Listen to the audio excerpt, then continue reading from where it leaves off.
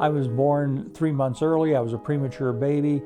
I was a partially sighted child until I was 6 years old, so I know what colors and people and things like that are. But when I was 6, my optic nerve disconnected, and so I've been a totally blind person ever since I've been 6 years old.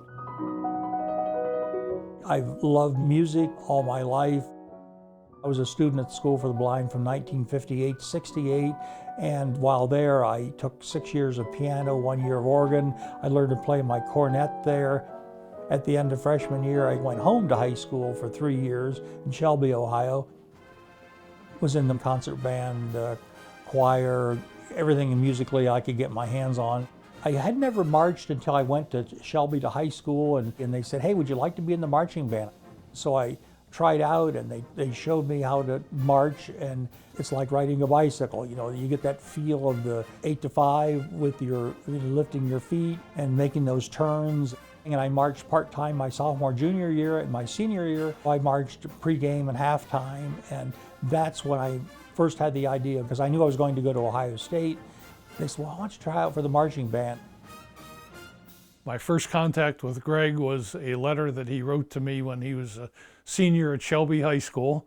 And it's the first time anybody wrote and said, "I'd like to be a part of the OSU marching band, but I'm totally blind."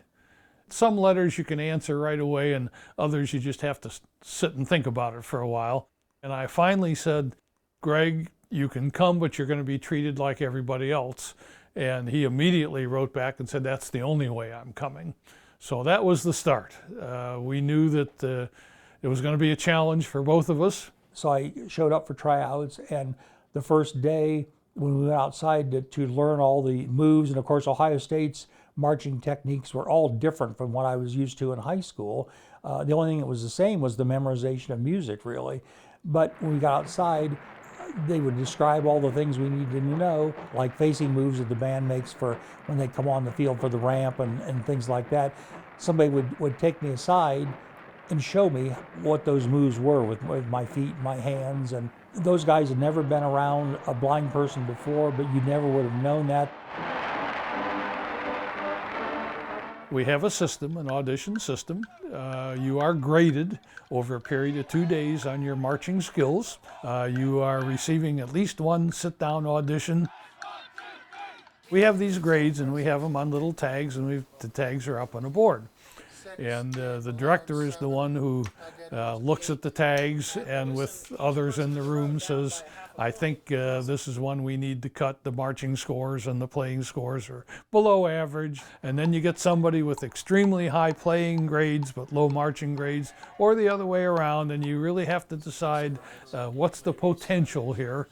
And with Greg, when it came down to when his name was on the board, the marching grades were there, the playing grades were there, and it was kind of like, what are we discussing this for? Because if we believe in our own system, now we know he's limited. We know he can't do everything that others can do, but he can contribute.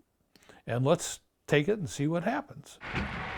And he went through it not only the first time, but 4 years. He had to qualify every year to stay a member of the band.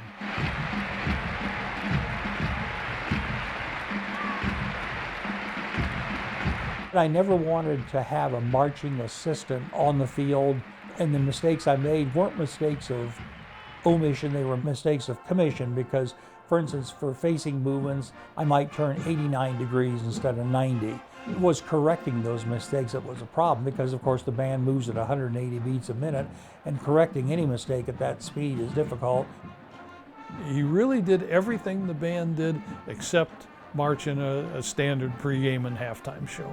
Any of the pep rallies on campus. We used to do Script Ohio after football games. We put him in the revolving block O, and he was about the last one out.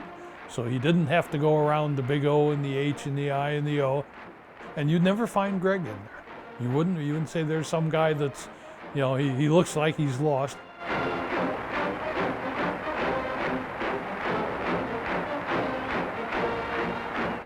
I marched the Rose Parade 3 years, 73, 74, 75, and the inaugural parade in 1973, I marched in that too. Then I marched all the time during rehearsals if somebody was absent.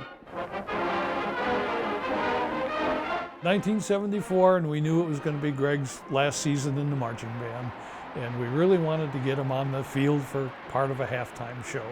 And of course, the formations and the drills are very complicated, but we ended up with one that was pretty much a standstill for the finale of the show.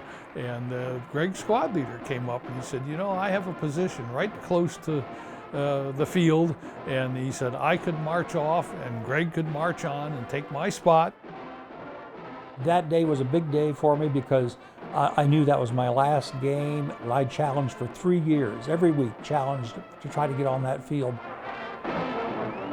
It was such a big thrill to march out and finally be a part of the block band and play 2 songs and then march off with the block band my last game.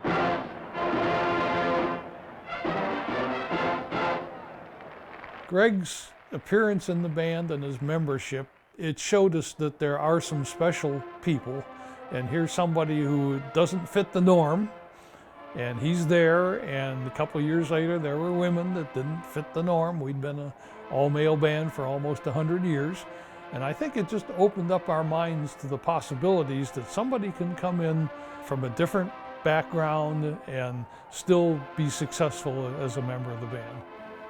Everybody pitched in the marching band, the military band. It was a new experience, obviously, for them as well as for me. I didn't know what to expect. They didn't know what to expect. I always wanted to make it and do the things that I could do and go as far as I could go on my own, but everybody helped me to do it from then till now. Those are all still my friends. They all pitched in forever to help me enjoy that experience as much as they did. This was the Woody Hayes era. And Woody said, you can't pay back, but you can pay forward. Now let me tell you what Greg has done to pay forward. He, of course, marched in the band for 4 years. He regularly attended OSU Marching Band alumni and marched. Later, Greg was elected president of the Tibittle Alumni Club. All the marching band alumni, they elected Greg. He is our, we call him president for life of the Script Ohio Club, which is a fundraising arm.